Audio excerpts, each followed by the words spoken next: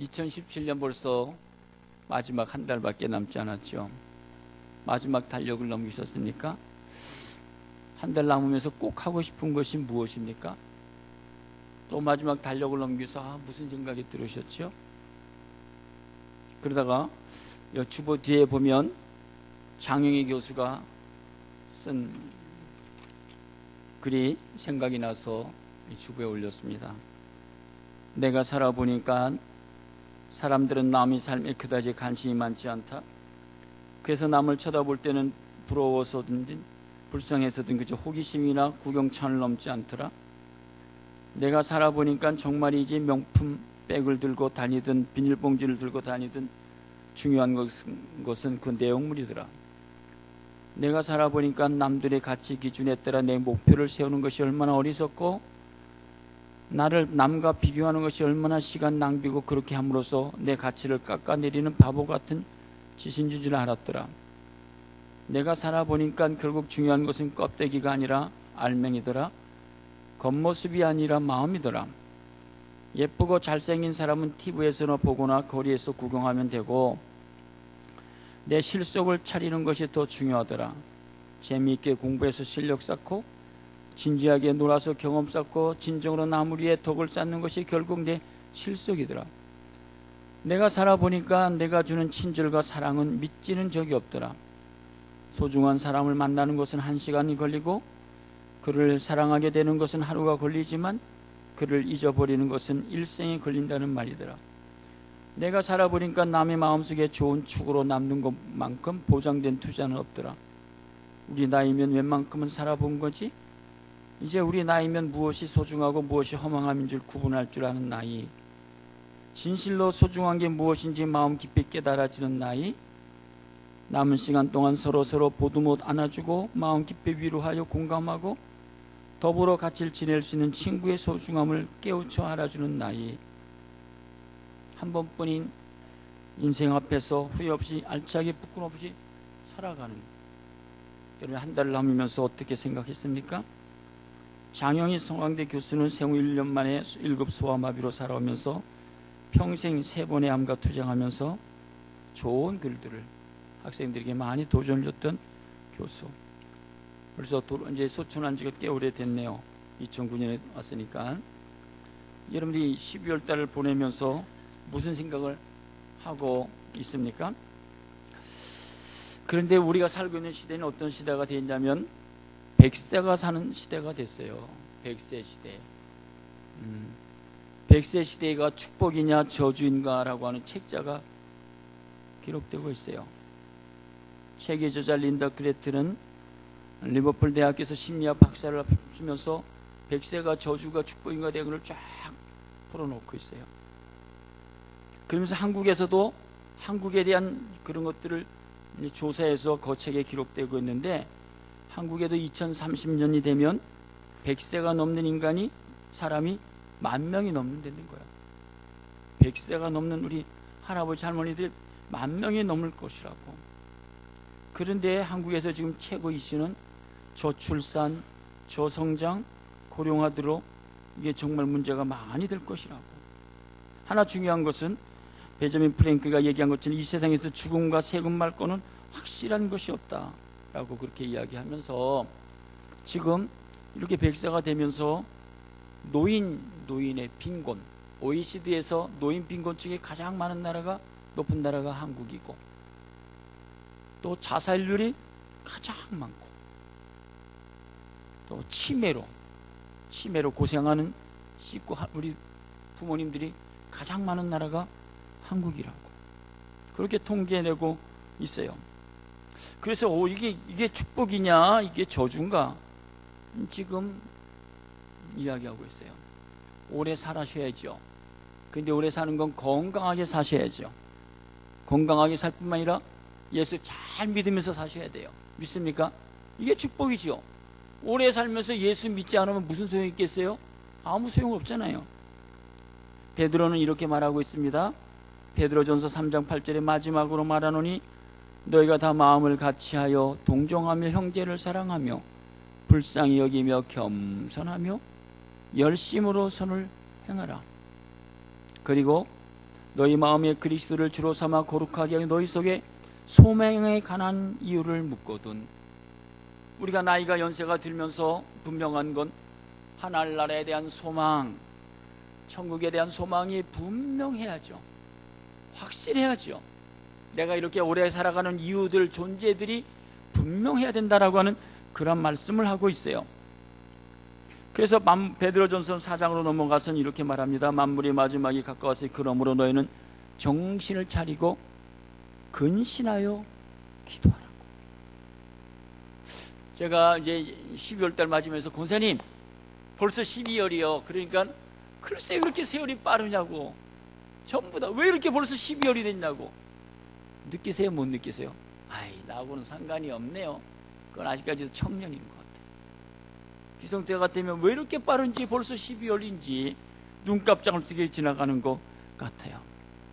근데 하여튼 우리가 이 만물의 마지막이 점점 가까우면서 정말 베드로가 이야기한 처럼 정신을 차리고 근신하여 기도하고 무엇보다도 뜨겁게 서로를 사랑할지니 사랑은 허다한 죄를 덮느니라. 이걸 실천하면서 살아가는 거예요. 오늘 본문의 말씀은 고린도 교회에 주시는 말씀이죠.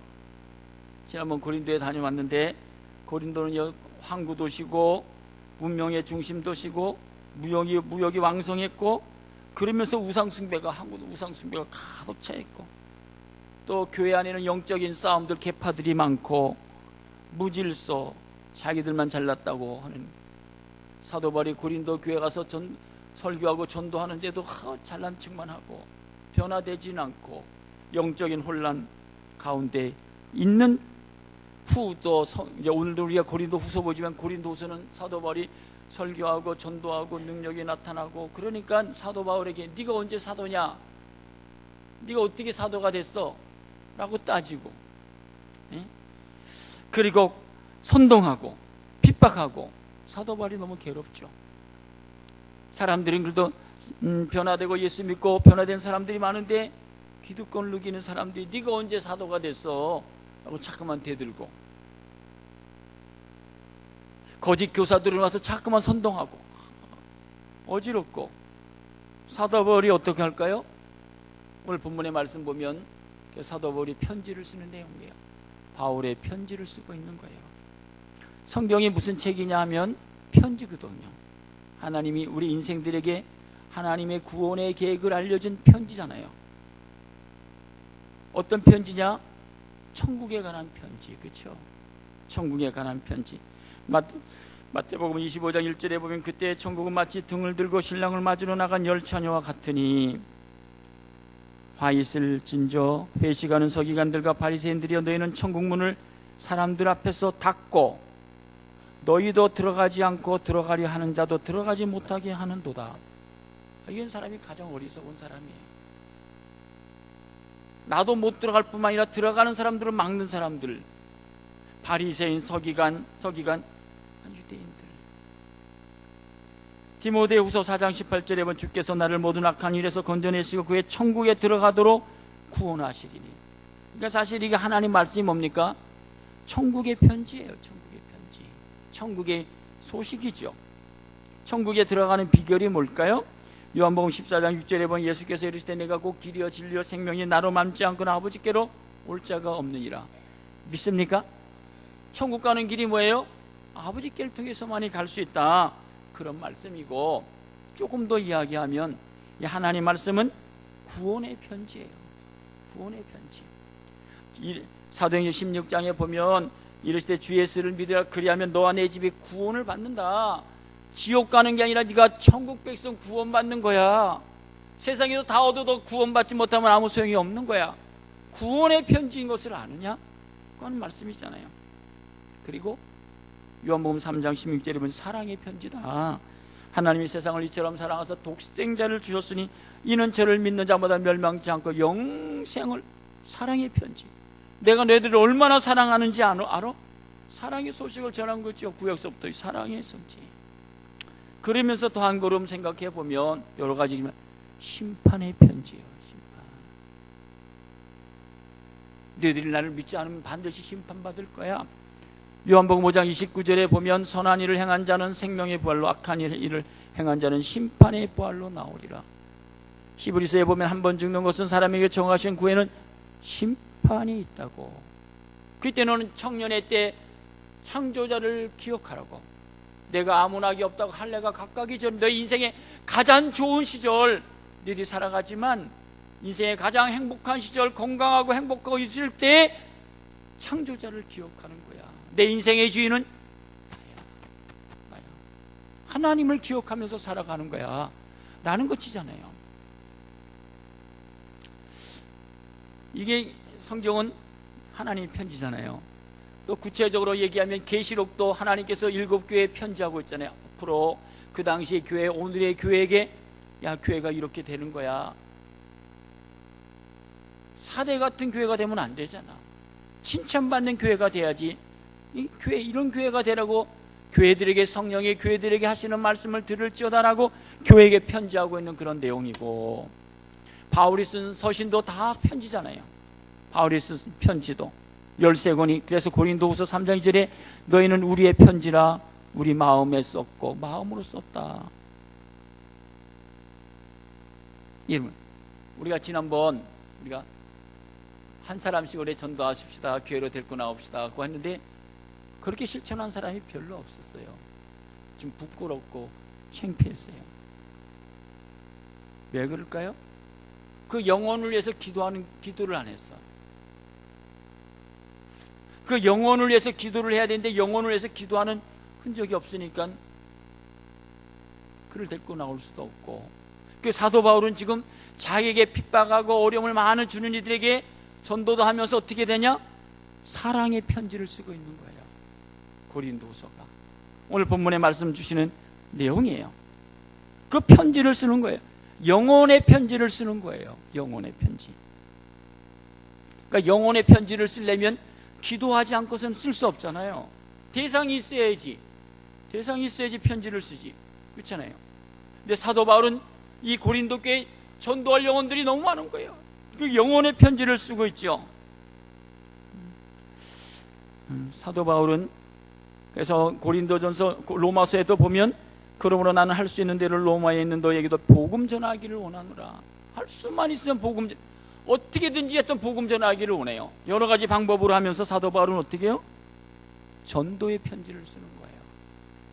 오늘 본문의 말씀 보세요. 고린도후서 7장 8절에 그러므로 내가 편지로 너희를 근심하게 한 것을 후회하였으나 지금은 후회하지 아니함은 그 편지가 너희로 잠시만 근심하게 한 줄로 알미노라.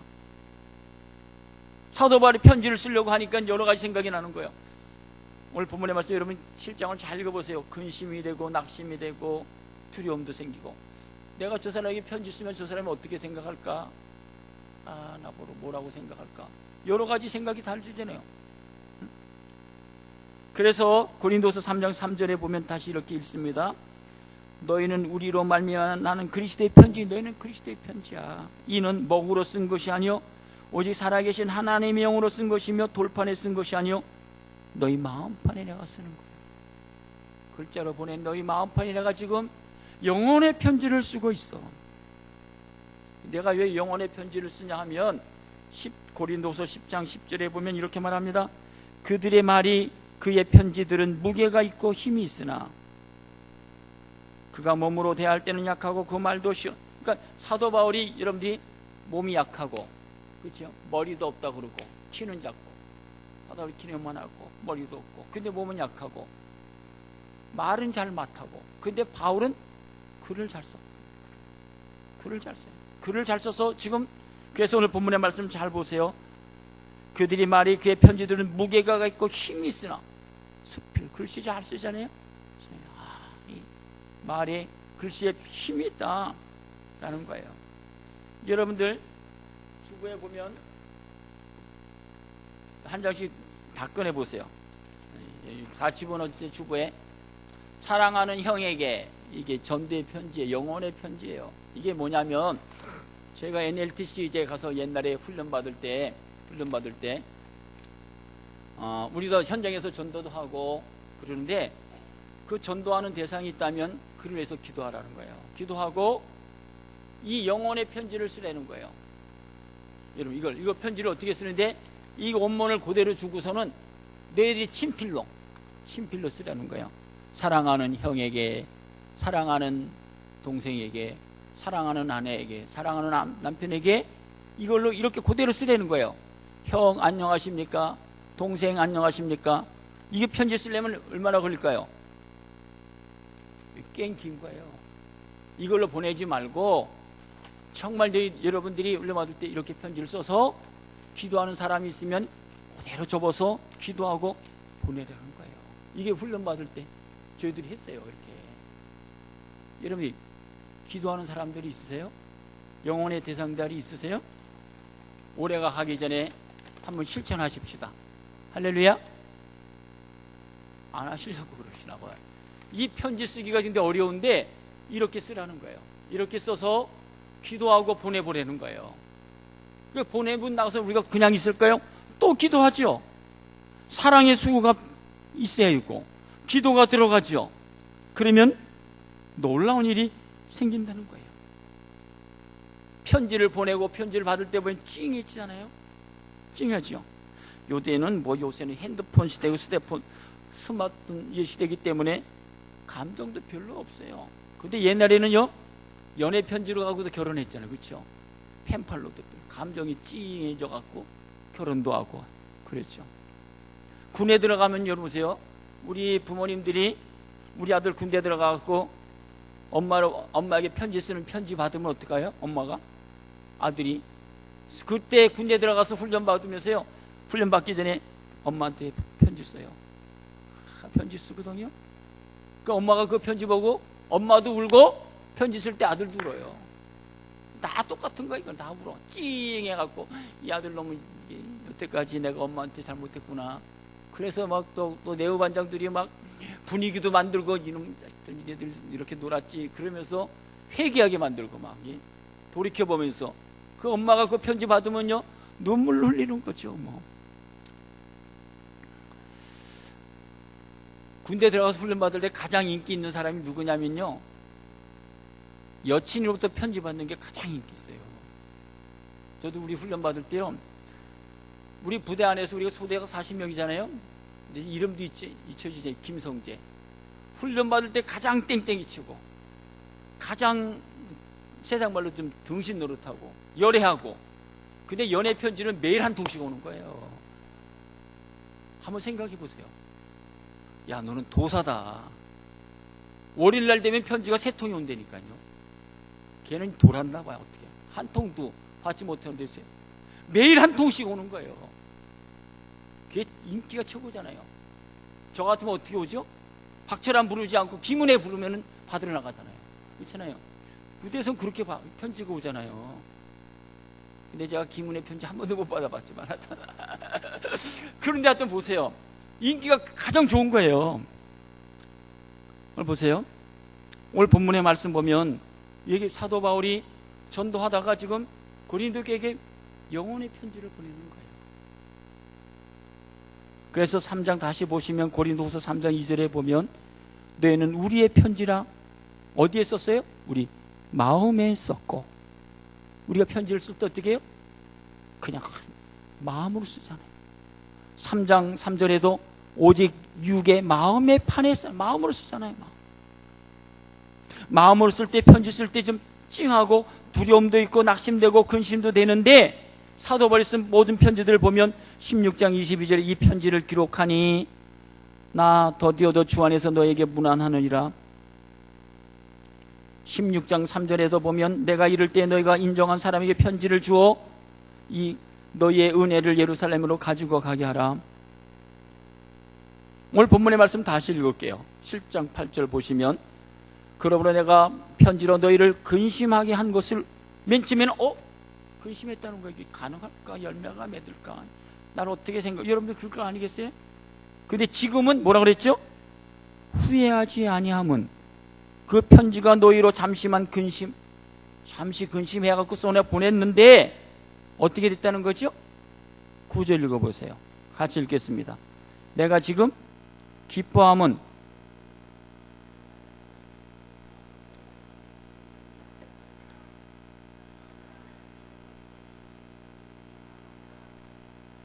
내가 지금 근심했는데 과거엔 근심했는데 지금 결과로 보니까 어떻게 했대요? 근심이 아니라 그들이 그 편지를 받고 어떻게 해요? 회개했다는 거예요. 회개. 믿습니까? 하나님이 일하시는 거잖아요. 또 보세요. 10절에도 하나님의 뜻대로 하는 근심은 후회할 것이 없는 어디게 이르어요? 구원에 이르게 하는 회개를 이루는 것이요. 얼마나 멋있어요? 엄청난 결과가 나타났다는 거예요. 믿습니까? 한번 해봐야죠. 한번 도전해봐야죠. 그래서 그 CCC 가서 훈련 받을 때 다 우리가 전도하러 나가잖아요. 대학교도 가고 이렇게 나가서 노방전도 해요. 그러다가 마지막에 NLT 가서 전도할 때당 편지를 쓰게 해요. 이거 다 쓰게 해요. 이게 쓰는데 얼마나 힘들어요. 한번 생각해 보세요. 정성을 다해서 편지 써서 보내라는 거예요. 그리고 하나님께 맡기라는 거예요. 오늘 본문의 말씀 사도 바울이 이렇게 편지를 써서 보냈더니 그게요. 그가 어떻게 했다는 거예요? 회개. 그래서 구원받게 되더라 라는 거예요. 얼마나 놀라워요? 그래서 보세요. 11절에 보시면 보라 하나님의 뜻대로 하게 된 이 근심이 얼마나 너희에게 간절하게 하며 얼마나 변증하게 하며 얼마나 분하게 하며 얼마나 두렵게 하며 얼마나 사모하게 하며 얼마나 열심히 있게 하며 얼마나 보라게 하는가. 너희가 그 일에 대하여 일체 너희 자신의 깨끗함을 나타냈다고. 여러분 이 사도 바울이 편지 쓰면서 고린도서에 보면 사도 바울의 내용 속에 위로가 들어가 있고 소망이 있고 격려가 있고 부탁이 있고 그 내용 속에 다 내포되어 있어요. 근데 우리가 편지를 썼어요. 두렵지만 될까? 믿음으로 쓰고 기도로 편히 이렇게 쓰고서는 그냥 보내는 사람이 있습니까? 보낼 때도 기도하고 보내고 나서도 하나님 기도하게 되지요. 믿습니까? 그냥 보낼까요? 썼다. 잘 가라. 그러지 않잖아요. 하나님 내가 이게 정말 편지 썼습니다. 역사해달라고. 그러죠? 기도로 편지 쓰는 거잖아요. 기도로 쓰면서 어떻게 해요? 어떤 사람은 눈물로 써요. 눈물로. 여보세요? 김세아가 눈물로 쓴 편지라고 하는 글이 있어요. 눈물로 쓴 편지는 읽을 수가 없어요. 눈물은 보이지 않으니까. 눈물로 쓴 편지는 고칠 수도 없어요. 눈물은 지우지지 못하니까요. 눈물로 쓴 편지는 붙일 수도 없어요. 눈물은 너무 빨리 말라버리죠. 눈물로 쓴 편지는 버릴 수도 없어요. 눈물은 내 마음 같으니까요. 그렇죠. 우리가 이런 문제, 한 영혼에 대해서 기도로 결정하고 작정하다 기도하면서 쓰고 눈물로 쓰고 또 뭐로 쓰죠? 사랑으로 쓰잖아요. 사랑. 지난주에 제가요 설교 한 편을 더 들었는데 곽선희 목사님 아시죠? 소망교회. 훌륭하신 목사님이잖아요. 올로 목사님 되셔갖고 지금은 분당에 와서 아들하고 이제 설교 목사님 계시는데 85세예요. 그가 압구동인 소망교회에서 있으면서 목회했던 간증을 하나 해요. 정말 멋있는 간증이 있더라고요. 자기하고 그 권사님하고만 비밀이라는 거예요. 비밀인데 여러분이 잘 들어보시라고 하면서 이야기해요. 그 자기가 소망교회에서 믿을 때 그 의사 선생님이 계셨대요. 정도인데 또 우리 권사님 부인이고 교회를 잘 섬기다가 아들들도 이제 아들 딸 다 장가가고 결혼 다 하고 두 부가 살고 있는데 오늘 갑자기 남편 직분 얘기는 안 해요. 아내는 권사님이고 근데 갑자기 병원 하시다가 돌아가셨다는 거예요. 얘 권사님 어떨까요? 허전하잖아요. 어떻게 될까? 날개를 다 잃어버리고 어떻게 될까 고민하고 한 달 동안 하여튼 집안에서 한 달 동안 두 달 동안 계속 울다가 괴로워하고 어떻게 해야 될까? 그러다가 결심했다는 거예요. 내가 이렇게 살면 안 되지. 정신을 차리고 바로 살아야지. 그리고 지금 나도 인생을 좀 가볍게 살자. 그러면서 그가 무엇을 할까? 돈은 많을 거 아니겠어요? 그렇잖아요. 그러다가 아니야 나도 낮아지게 겸손하게 섬겨야지. 그러다가 호스피스를 배워서 죽어가는 영혼들을 정말 내가 구원해야 되겠다라고 해서 계속 가서 훈련을 받았대요. 6개월 동안 열심히 훈련받고 그러고선 자기가 배정받은 것이 어디냐면 한양대학교 중환자실 말기 환자 이제 돌아가는 분들 월 300만 원 받고 3개월 동안 있으면 이제 돌아가는 그분 할아버지를 자기 맡아서 3개월 동안 열심히 섬기기 시작했대요. 가서 300만 원도 그죠? 300만 원 열심히 했대요. 가서 조금 지나면서 하나님 말씀도 증거하고 목사님 설교 대표도 전거하고 하여튼 정성으로 섬겼대요. 이성으로. 내가 하나님의 사람은 정말 남은 생애를 가볍게 살아가야 된다라고 생각해서 그 할아버지에게 정말 사랑을 주고 손발이 돼서 최선을 다해서 섬겼대요. 3개월 신안부잖아요, 병원에서.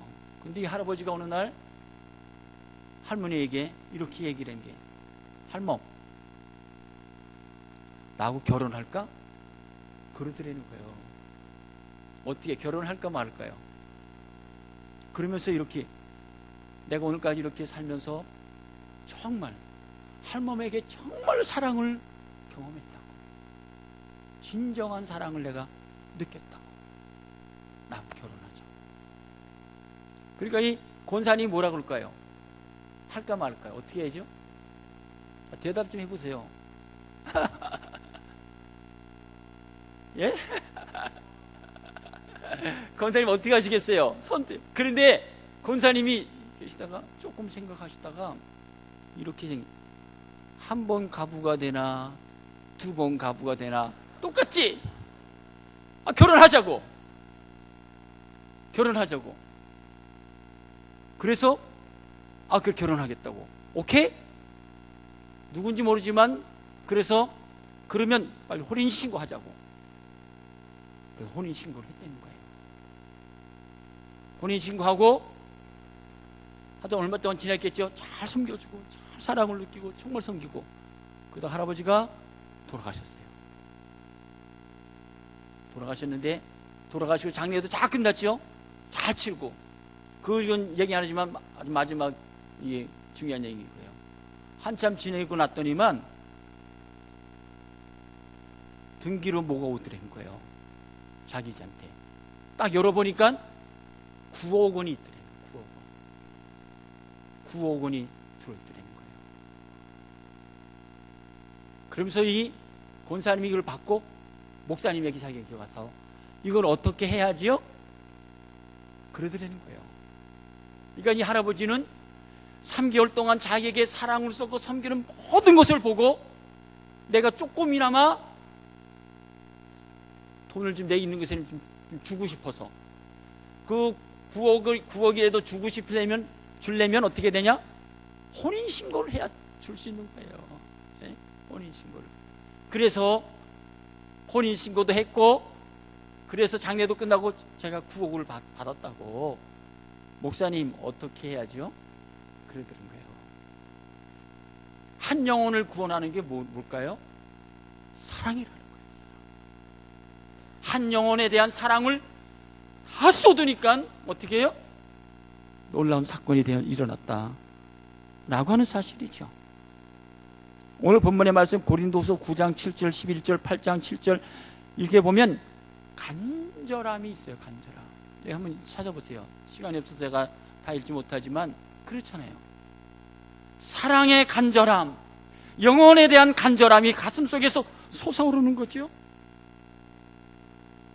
그래서 이렇게 섬겼더니만 오늘 본문의 말씀 사도 바울이 뭐가 일어났다는 거죠?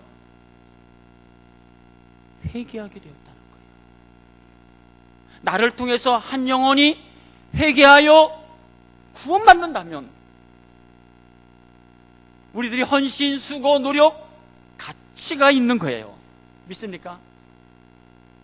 탕자가 돌아왔어요. 동자가 돌아왔어. 얼마나 부모님에게 기쁨이죠? 어거스틴이 돌아왔어요. 10절 다시 보면 하나님의 뜻대로 하는 근심은 후회할 것이 없는 구원에 이르게 하는 회개를 이루는 것이라. 하나님의 능력이에요. 누가복음 15장 7절에 보면 내가 너에게 이르노니 이와 같이 죄인 한 사람이 회개하면 하늘에서 회개할 것이 없는 의인 99으로 말미암아 기뻐하는 것보다 더하다고. 믿습니까?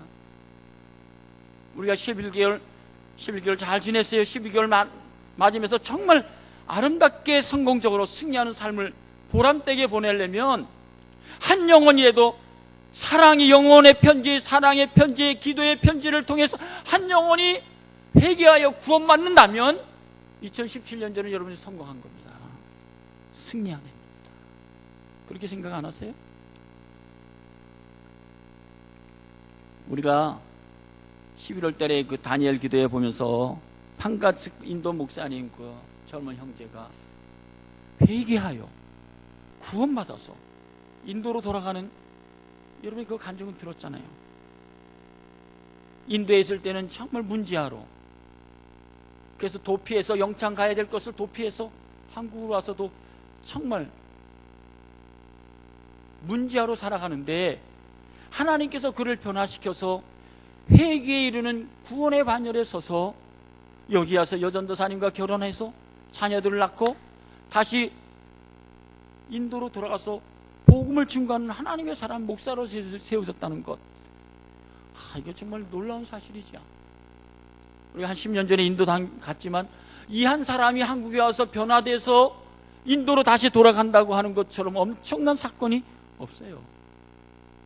오늘 본문의 말씀을 잘 보면 이 한 사람이 통해서 1절에 보면 이렇게 말합니다. 그런즉 사랑하는 자들아, 이 약속을 가진 우리는 하나님을 두려워하는 가운데서 거룩함을 온전히 이루어 육과 영이 온갖 더러운 것에서 자신을 깨끗게 회개하여 구원하여서 하나님의 약속을 가지고 어떻게 해요? 이제는 하나님을 두려워하면서 거룩한 삶을 살아가고, 그렇잖아요? 자신을 깨끗하게 살아가도록 복음의 영향력을 끼치는 것, 여러분 인생이 성공한 거예요.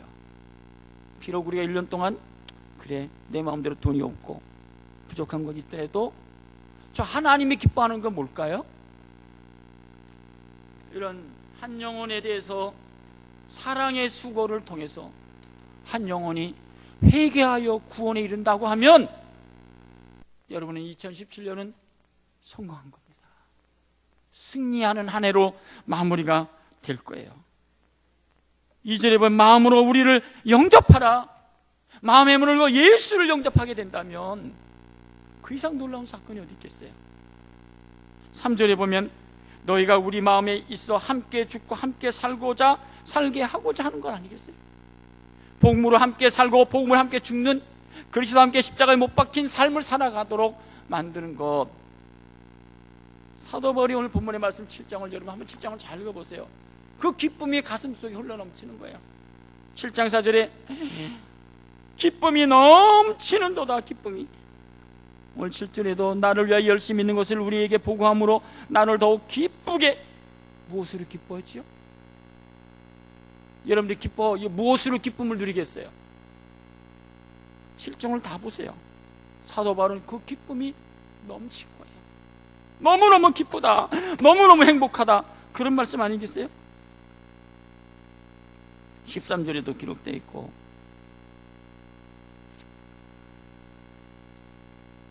오늘 본문의 말씀, 그래서 7장 15절에 보면 이런 말씀도 있잖아요. 그가 너희 모든 사람들이 두려움과 떨므로 자기를 영접하여 순종한 거죠. 순종하게 돼. 하나님 말씀에 순종하는 그리스도인이 되는 거예요. 마지막 볼까요? 16절 한번 읽어보세요. 멋있잖아요. 16절 한번 같이 읽겠습니다. 시작. 어떤 사람이 됐어요? 신뢰하는 사람이 되었어요.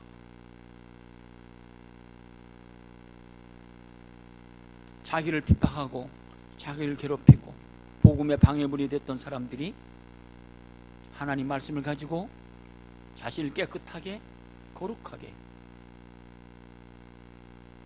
하나님 말씀에 순종하고 신뢰받는 사람이 됐다는 거예요. 이게 우리 사명이에요. 이거는 그냥 되어지는 게 아니죠. 어떻게 되어질까요? 사도 바울의 결론이죠. 갈라디아서 4장 19절 한번 같이 읽도록 하겠습니다. 마지막 결론 같이 읽겠습니다. 시작.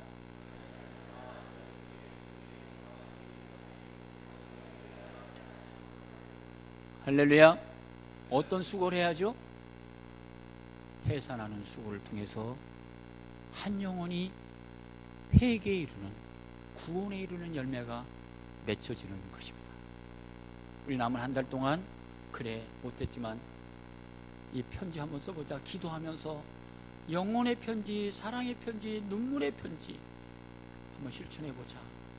사랑하는 남편에게도, 아내에게도, 부모님에게도 정말 눈물의 편지, 기도의 편지를 통해서 여러분을 통해서 구원받을 영혼들이 구원받는 놀라운 역사가 일어나기를 간절히 축복합니다. 기도합니다.